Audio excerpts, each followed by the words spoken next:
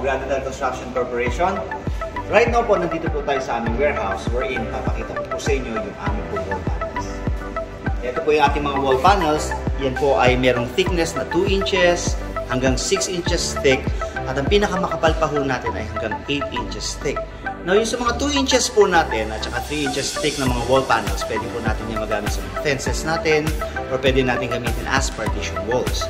Pagdating naman po sa ating po mga structures, dapat po, syempre, building code po tayo. So, 4 inches po tayo, 5 and 6 inches.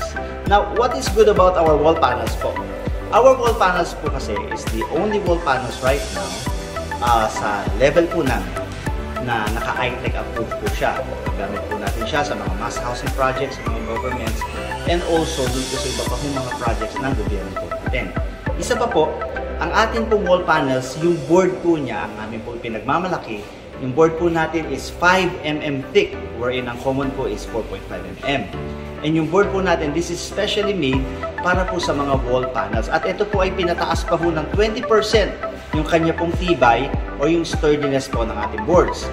Ang boards po ng ating wall panels, hindi po natin to nabibili sa mga hardware stores or sa mga suppliers, but it is exclusively distributed by Gradital itself.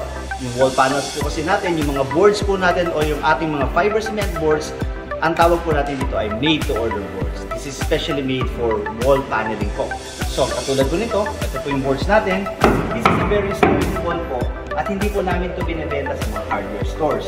Sa mga clients lang po namin, gaya po nila, kung papalarin po kami, aming pong ibinibenta ito po natin yung boards. Isa pa po, ang wall panels po natin, ito pong actual size niya, 4x8, 1.2 by 2.4 or 2.88 po ang area niya. So this is equivalent actually to 36 hollow blocks. So you can see, dito po sa ating pong wall panels, ginamitan lang po ito ng Ready-Fix Tile Adhesive Additive. Makikita nyo po, hindi po makapal yung ating pong tiles dito. At maganda po siya sa vibration. Na kung saan, kahit mag-vibrate po yung wall natin, kapit na kapit pa rin po siya sa ating pong walls. Now, what is good about our wall panels? Pwede po siyang exterior wall, pwede po siyang gamitin as interior walls. So, syempre po, pag exterior walls po tayo, kinakailangan po mag-start tayo sa 4 inches, 5 or 6 inches even. So, pagdating po sa painting natin, gagamitin lang po natin siya ng latex paint. Tapos po, sa labas naman po, elastomeric paint po tayo. Para po meron po tayong effect ng waterproofing. Once na ito pong wall panels natin, nilagyan po natin dito ng elastomeric paint sa exterior wall niya, kahit po lagyan natin ito ng tubig 24 hours, hindi na po siya tatagos dito sa ilalim.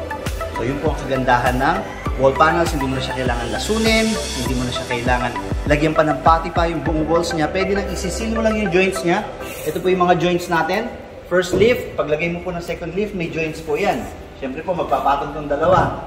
So, isisil mo lang po yung joints na to, and then, pwede mo na po siya i-direct painting. Now, if gusto nyo po na medyo mas high-end yung inyong houses, syempre po, pwede natin siya lagyan ng pati.